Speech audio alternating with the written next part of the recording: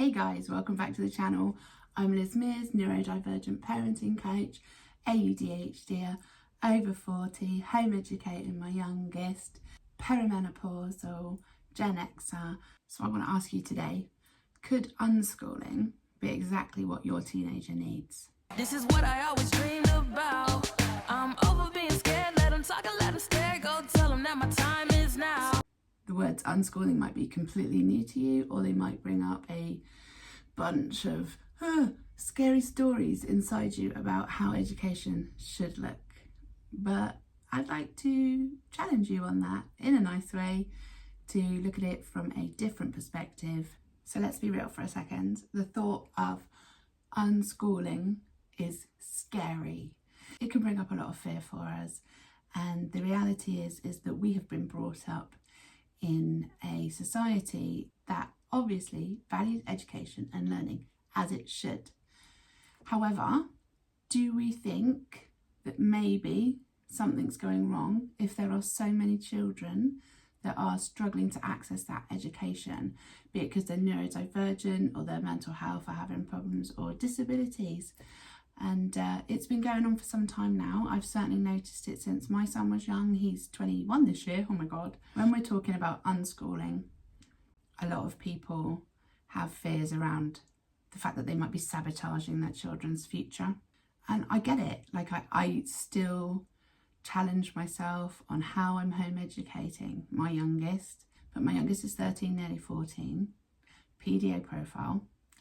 And how we educate is very, very different to what Linda down the street thinks is acceptable.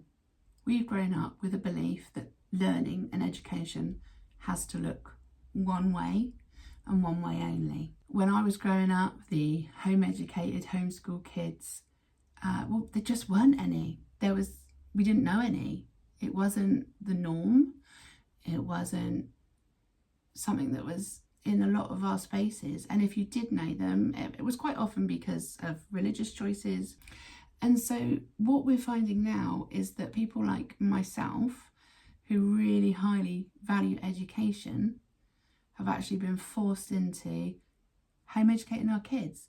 We've been forced out of the system. The system has been ruined, and it is not teaching our children anything other than to follow like a sheep. It's not actually educating them for the real world. I mean, how many times on Facebook, I'm speaking to those oldies here, how many times on Facebook have you seen the memes like, I wish that school had taught me to do taxes and what the bills were and what credit cards were and how to make a meal for this, that and the other. A lot of this is disappearing now, or it's never been there to start with. And so this is where bringing that power back into your own home really counts, and that you get to help your children develop life skills as well as education. So if education isn't uniforms and bells and lining up and doing 4 hours of homework after you've done 6 hours at school, if that's not what education is, what's the other side of that?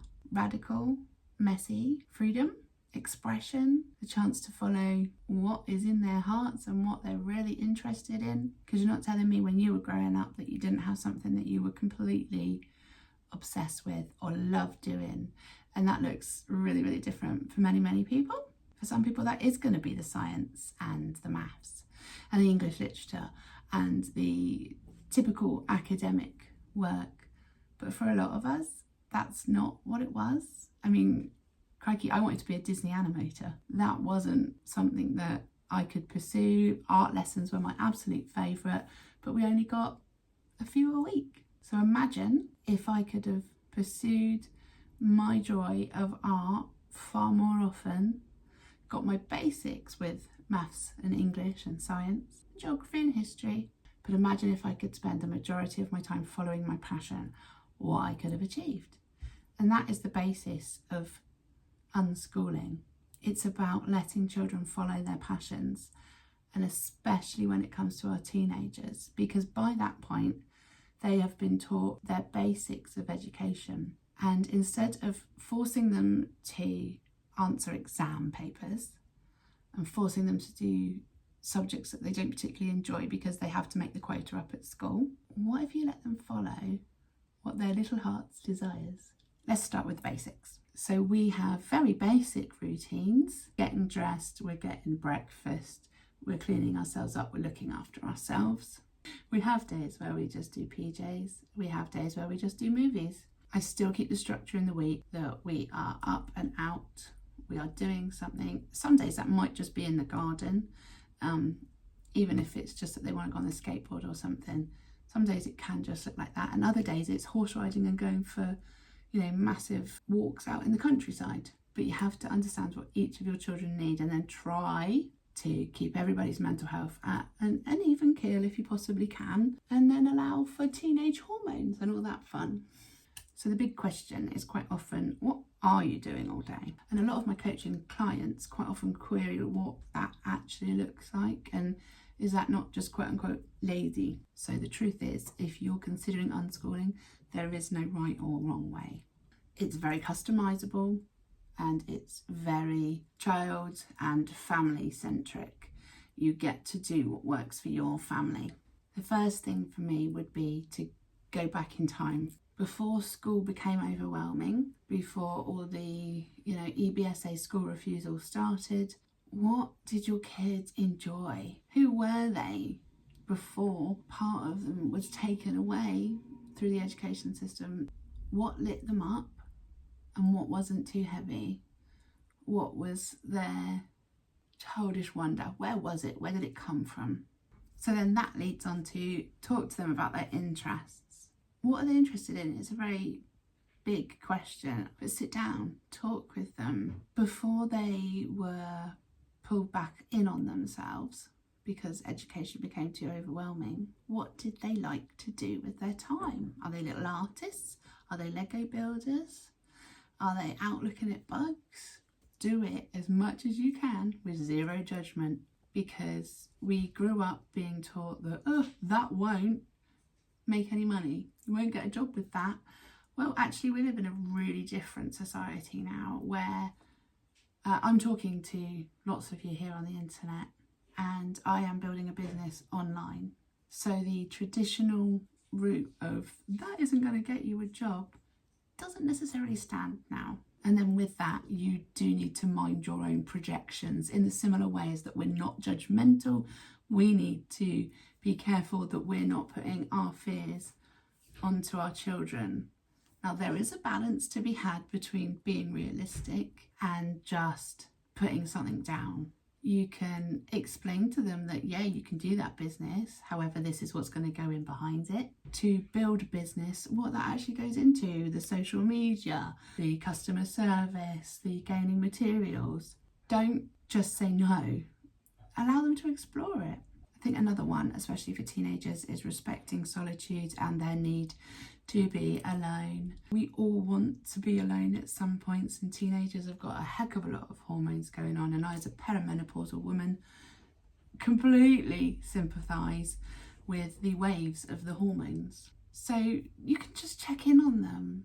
You can have ways that you connect. Me and my youngest share Instagram reels with each other as a way of, we're not talking, but we're communicating and we're touching base with each other. And on days when life perhaps has been overwhelming or the hormones are too much, that's just a really nice little touch point for us to have. And then other days, of course, we're spending loads of time together and talking about everything we possibly can. It's about finding that balance and respecting it. Remember, we're trying to raise the adults of the future to be well-rounded, caring, empathetic human beings. It starts with how we treat them, and then that's how they learn to treat themselves. And then we go forward into the world and they project it out. It's a ripple effect, right? So the next step, I feel, would be brainstorming together ideas of what you could do, what you fancy doing. Sit down together with a notebook, or start a Google Doc together, or collaborate on your iPhones with a joint note section. Collaborate the ideas together. You are the one with the head of, okay, have we got the finances for this, the time to do this, the travel, all those different things. They are the ones with the big, exciting ideas. Find somewhere where they meet in the middle.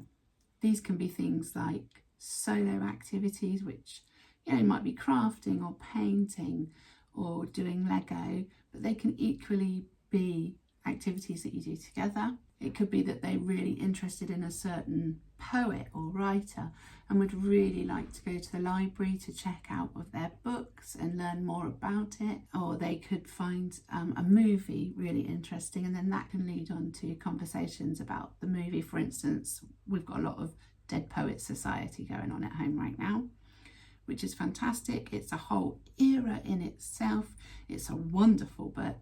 It's got some amazing characters in it. It's got a lot of deep meaning. It's very dark in places, obviously, but it enables us to take what is just a movie and take it into real world and learning more about history, poetry, the actors, where the geography of where things were filmed. I think if you have a creative brain, it is possible to turn an interest into an all-encompassing education without it looking like a standard education. And if you keep coming back to the question of how will I do it, the answer is right in front of you, your child. They will help guide you with their interests, and you as their parent follow with them, enjoy it with them. I think a lot of people get the misconception that unschooling is lazy parenting, when actually it's incredibly involved. It's intensive, if anything. So your role as a parent is to notice, to teach, and to trust. Trust the process, pay attention and ask questions.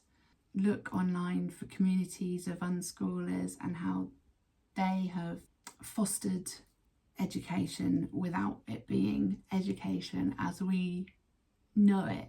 Again, we grew up with a very structured education system, and whilst it was great in some ways, there has always been problems with it, and not everybody has enjoyed school, let's face it. So some final thoughts, and I just wanted to hit on one thing. A lot of people will say, well, do unschooled teenagers go to college? And the answer to that is yeah. Actually, they do, and you can actually do your GCSEs online in 6 months. It doesn't have to take 3 years like it does at a normal school. If your teenagers want to go to college, and if they're motivated to do that, you will be absolutely blown away by their ability to sit down and study and learn and crack on and do what they want to do, because you haven't forced them to learn anything that they don't want to learn. They are being allowed to follow their desires wholeheartedly, and you're backing them up, and they will go for it. The real magic comes from trusting the process, and it can feel really, really scary because it's so against what we've been taught growing up. But if you've got any questions, do drop them down below. I'd love to chat to you about unschooling. So I hope that's given you a little bit of an insight into unschooling. Thank you so much for being here. Please hit the like button and subscribe. I will be back here every week with something that's on my mind, with an opinion or some information for you. I would love for you to join me. Thank you for being here. See you again soon.